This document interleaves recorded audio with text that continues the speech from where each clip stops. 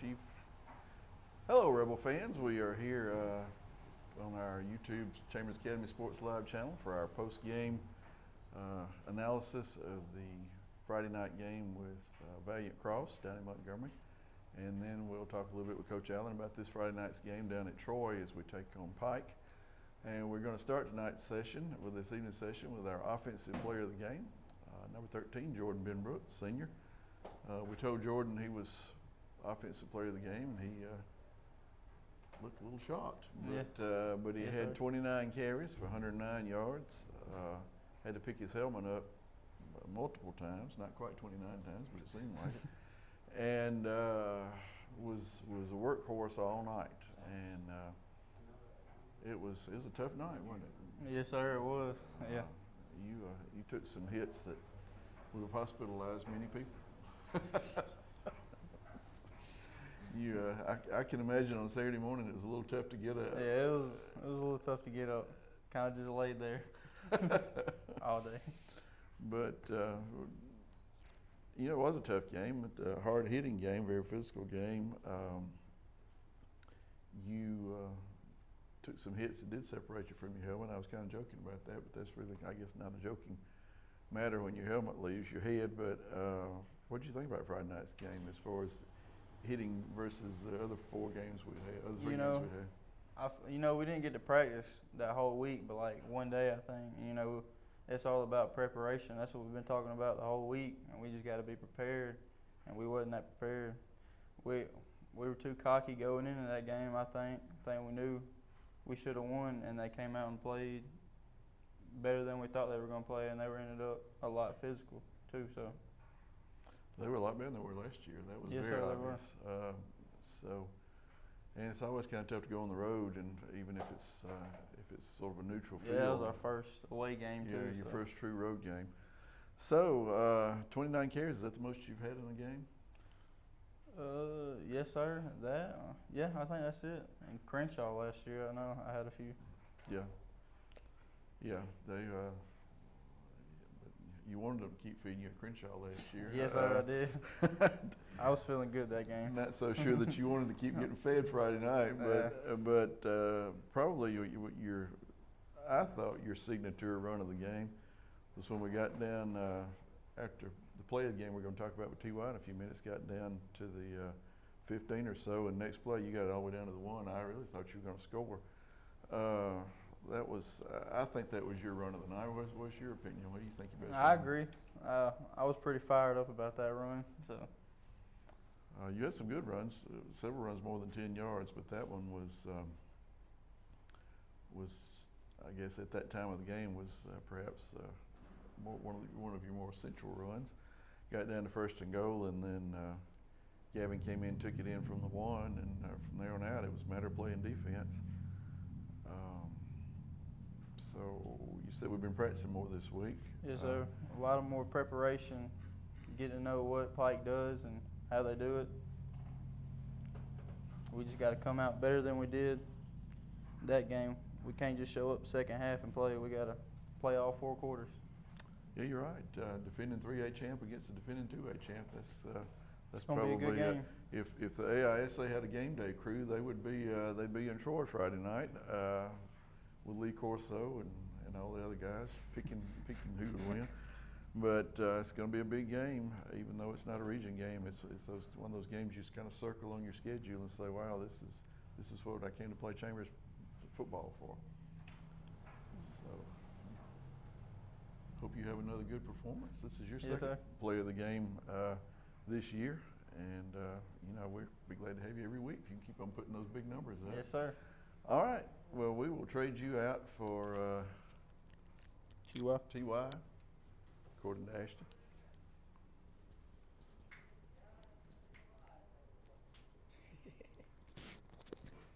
I hope I got to do this for Ashton. I think it's probably okay. I don't know whether Chester Kentucky's picking us up or not, but he seems to think we are. All right. Now we have T.Y. Trammell, number 1, senior. T.Y. was about as close to being offensive player of the game as we could get, because you had a big touchdown and a big run on 4th down, and but we chose to highlight you this week for having the play of the game. And although there were several to pick from, the game would not have been won if it had not been for a 4th and 5 run that you had right with about 3 minutes left. It was 4th and 5. They had just jumped off sides, put the ball on the 44, and you got loose and just about put the game away by yourself. But you got it down where we could score the winning touchdown. Take us through that play. What was well? First, let me ask you this: had they not jumped off sides when it was 4th and 10, would y'all have run that play? You think? I'm not sure, to be honest. I mean, I guess we can ask Coach Allen that. yes, sir. It all just depended on coach. But it got down to 4th and 5, and they put the ball in your hands. What were you thinking right there when it was about to be snapped? I'm just thinking I got to get this first down, do what I do. And you got the first down and got a little more. You got about, let's see, maybe 30 yards thereabout. Let's see. I'm not sure, to be honest. We were on the 44 and we got it down around the 15. Yeah, about 30 yards. Just about got loose and got free, but they got you down. And you know, when you look back on it, maybe those extra 2 plays kind of helped the game get along and get the time off the clock. So everything kind of happens for a reason. But let me talk to you too about what would have been the runner-up play of the game, and that would have been that touchdown with 1 second left at the end of the first half. That's kind of what we call the 1A and 1B plays of the game. Talk about that play. Well, right now, I didn't run the right route. I was supposed to run the post, but my mind went blank and I ended up running John's route. And then when JoJo threw it up, I knew I was gonna have to come up and catch it. So when he threw it up, I knew I was gonna be close to the sideline, so I just tapped my toes in there. You know, everything went from there. And Tafty Nelson made a great picture of that. Shows your feet in bounds and the ball up next to your helmet. That's one of those things, when you have grandchildren in 50, 60 years, you can dust that picture off and say, here's your granddaddy. Scoring a touchdown with 1 second left in the first half. So those are things to make memories out of. And like I told Jordan, it's the reason you play Chambers football, is to get an opportunity to play in games like that and make a difference. And you made a difference with 2 big plays of the game, and our 1 play of the game being that 4th down run, which obviously don't make the first down, you don't win the ball game. So congratulations to you Thanks. for getting our play of the game, and we'll look forward to some more big plays Friday night. Yes, sir. All right, well, let's let Ashton come here.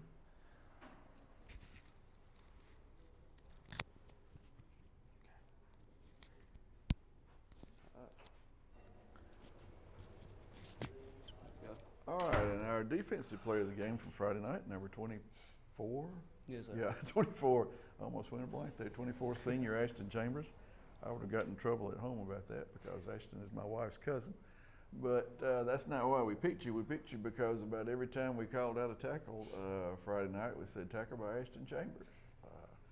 Pass broken up by Ashton Chambers. So we figured we said Ashton Chambers enough. We didn't get out of the press box when we knew who the defensive player of the game was.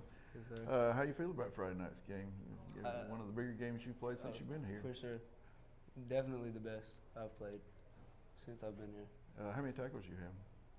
Don't know. Don't have a clue. Coach, how many tackles Ashton have you? I'm pretty sure he had 8, but I'll let you know. Okay. Y'all keep talking. I feel I'm sure we called his name out more than that for breaking up things and getting involved in things. And He had 6 tackles, 1 interception, 1 fumble recovery. there we go. Forgot about the interception. That was, I remember that now. It was right toward the end of the game, wasn't it? Yes, sir. Sure do remember that. Well, that was a great effort. All in all, the defense had some rugged moments, but when you had to stop them, you stopped them, held them to 1 touchdown in the second half, and that was on kind of a busted play. So you knew what the defense knew what it had to do, and you kept the offense in the ball game until we were able to hang in there. So Yes, sir. good job. Congratulations to you for being our defensive player of the game for the Thank you. Valiant Cross game. And we, as I told Jordan, we'll be glad for you to be defensive player of the game every week. Just keep it up. Yes, sir. All right, congratulations. Thank you. All right, Coach Allen.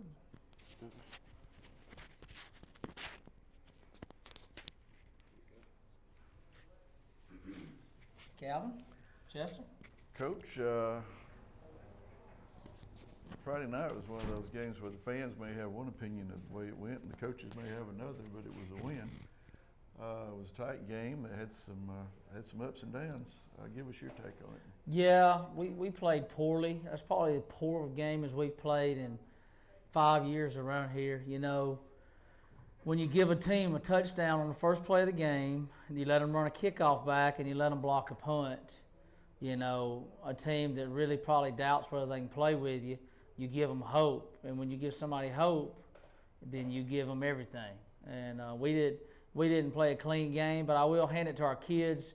Our kids played extremely hard to the end, and I think that because we've been so successful the last several years, they felt like we were going to find a way to win at the end, and they played that way.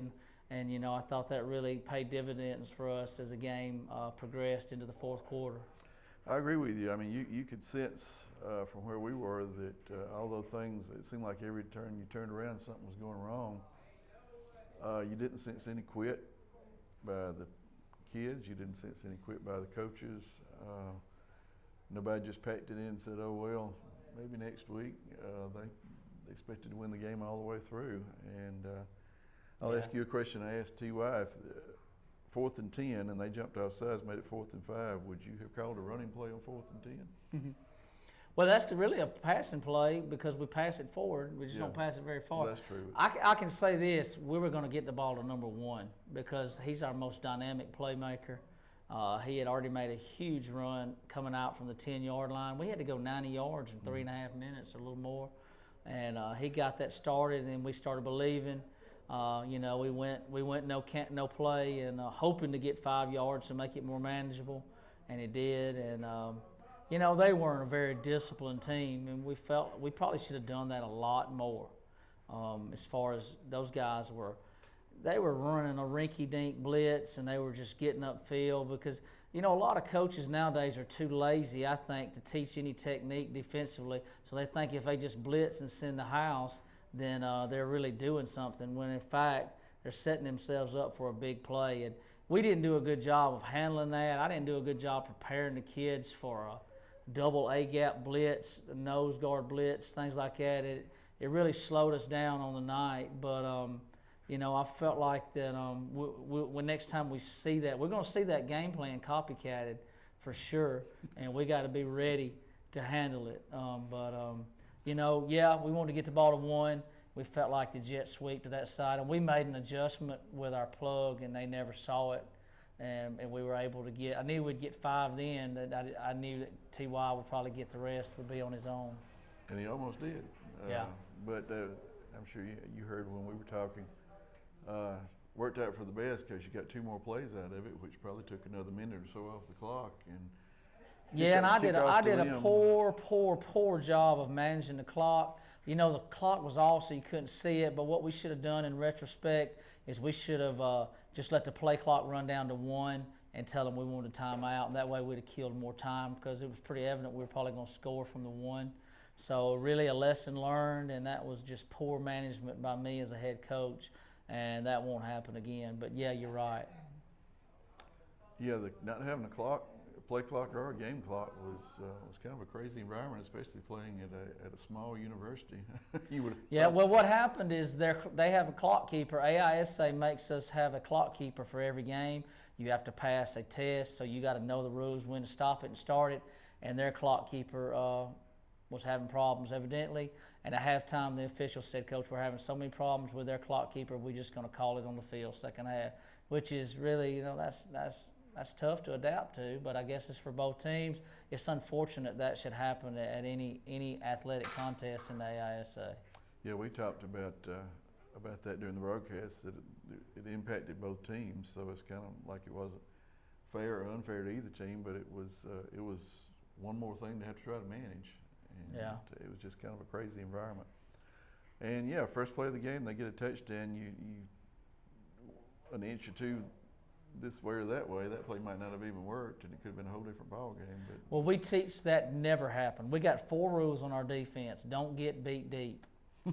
Those are our 4 rules. If the guy's going to beat you deep, tackle him. We'll take a 15-yard penalty and we'll line up again. Mm-hmm. But that's totally uncalled for, and that won't happen again. Well, it was a pinpoint perfect pass. I mean, it was one of those plays that you know, if they ran it 10 times, that might have been the only time it worked. But hey, it worked. Yeah, it was a great And, pass and a great catch, and that guy had really good speed. And then yeah, you're right. We go down, we tie the game, and they run the kickoff back for a touchdown. It's just like we were behind the 8 ball the whole time until. Yeah. I mean, we only led a little over a minute of the whole contest. Was the only time we led right there at the Yeah. end. So, Yeah.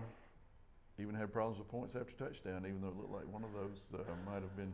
Yeah, well, that was my fault. We didn't kick the first 2 because it was raining, and you know there's a lot goes into snapping, catch a snap, and holding it, and so then we kind of got behind the 8 ball, and we felt like we needed to go for 2, but you know we're gonna try to kick the football a little bit more from here on out and take those points when we can get them, hopefully.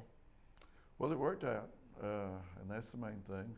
We got 5 touchdowns, they got 4, and won it by 2 as a result. So hey, it worked out, and defense rose to the occasion, especially in the second half. We held them to 1 touchdown and scored, let's see, from 30 to, I scored 8 to scored 3. So we scored 3 to their 1. And that's Yeah. Yeah, after you take the first quarter away, we held them to 8 points. I thought we played pretty well defensively, except for a few plays. I was really discouraged with the long touchdown run on the jet sweep to the left because we never give up perimeter runs in our defense, and we just misfit it just ever so slightly, and they had really good speed. They have improved a lot from the last year to this year with their team speed, their physicality, their athletes. They were a lot better than they had been, and so, you know, we didn't adapt as well as we should have to that. yeah, I think they'll beat some people. They were already 2-1, so they'll beat Yeah. some folks this year. Fortunately, they're 3A, so we won't see them again. Yeah, yeah. So that's the good part about playing 3A. Well, I'd rather be 3A this year. 3A is much weaker than 2A. I mean, it's not even close. The amount of talent and just the amount of good teams in AA far surpasses what's in AAA this year. But, you know, that's kind of the way it falls sometimes. Yeah. Yeah, you look at, of course, I realize sports writer polls are almost as useless as me in Chester, but you look at the sports writer polls, and the top 4 is 3 2A teams and Pike. Yeah. And we're number 4 and they're number 3. So this is like the. Scambia's 2 and Ottauga's 1? I think Escambia's 1 and Yeah. Ottauga's 2, Pike's 3, and we're 4. And then it gets on down, and Patrician, I think, is in it. Yeah, They're they should 2A. be in it. And can't really remember, but anyway, you're right. 2A is loaded this year. To me, 2A was loaded last year. It was the best. Yeah, it was the best league last year as well. So, you know, it's you know and that's why, you know, we were the best team in AISA last year. I don't think there's a whole lot of argument there, but we got our work cut out for us this year in AA, and there's some really good teams for sure. Well, you're half through and you're 5-0. Can't argue with that. And then last year, I remember sitting here saying, "Well, Coach, we got half the season behind us, and the biggest game of the year maybe coming up." Might Yeah. as well say it again, hadn't we? Yeah, it's a really big game. Last year in this game, we played really well. I mean, we were lights out. I think that surprised some people around the state because Pike was really a loaded. I think Pike was even more talented last year than they are this year, although they're extremely talented this year. But you don't replace Mays White. Their quarterback was an unbelievable player. And then they had a wide receiver last year that was a Division I player, just a freak out there that we had a hard time covering. But they're really good this year. They got a quarterback this year that's very athletic. Came from Northside Methodist in Dothan, transferred to Pike. He's a really good player. He's a great runner. They're really big. They may be even bigger and stouter up front than they were last year. So I think they're more talented with big athletes this year. And, you know, it's going to be a challenge for us. And I know they have this game circled because of the way the game went last year. And, you know, we're going to get their best shot. No question about that. The good thing for us is you know, it's a great game for the fans, a great game for the players.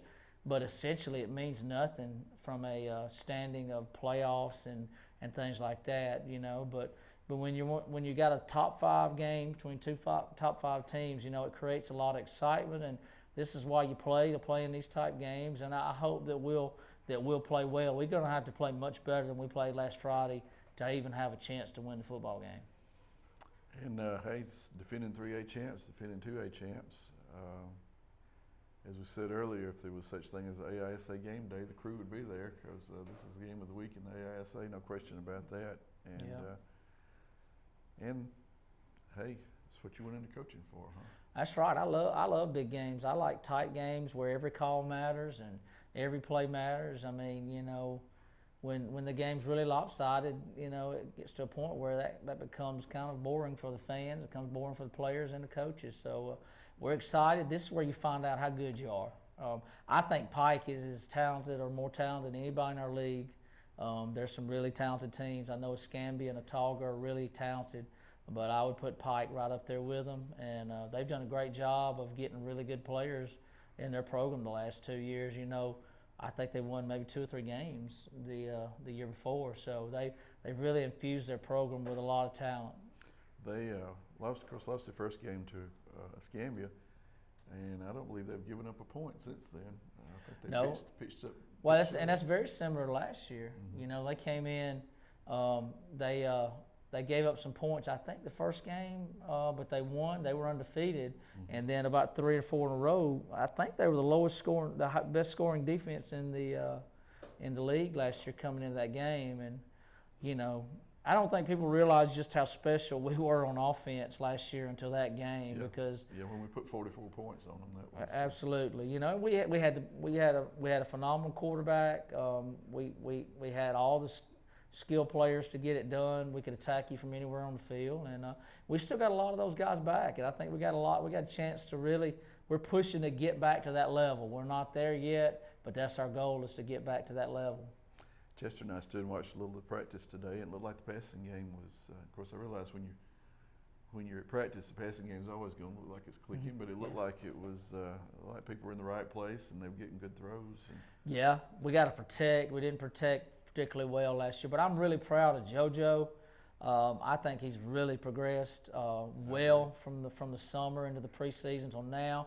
The thing I'm excited about is he's not giving us he's not giving us any catastrophic plays as far as fumbles and turnovers. And if we do that, we feel like we got a chance to be successful. And he'll continue to get better as the year goes along. And he's got some really good dudes to throw to. Mm-hmm. Absolutely. Well, the stage is set. We'll be headed down to Troy. 14th game all time against Pike. Pike's won 7, Chambers has won 6. So let's see if we can't even that series up. Yeah, it'd be nice. And in fact, we've been playing them. They were our first homecoming opponent ever. So we've been playing them for the whole 51 years. Mm-hmm. Maybe not that often since we've only played them 14 times, but it's an interesting series, interesting rivalry. In that it happens periodically, and when it does, it's usually a pretty good game. We went for a long time, and the last game we lost here at home was a 52-51 loss to Pike. Yeah, I remember it well. We went for 2 late to win the game. I guess a game I thought we probably should have won. If we could have just played a little better defense that night. But I think to me, they're the team to beat in 3A. I think they've got a great shot to win the 3A state championship. So it'd be a real feather in our cap if we could play with those guys and get a win. Absolutely. Well, we will see you all on Friday night. If you can't make the trip down to Troy, we hope you can. But if you can't, we'll have it live on our YouTube channel. So the stage is set. As I said earlier, we're going to be taking on the defending 3A state champs at their place. And we'll see how it turns out, Coach. Yep. And just remember, it's great to play for the C and the A. See you Friday. Go Rebels.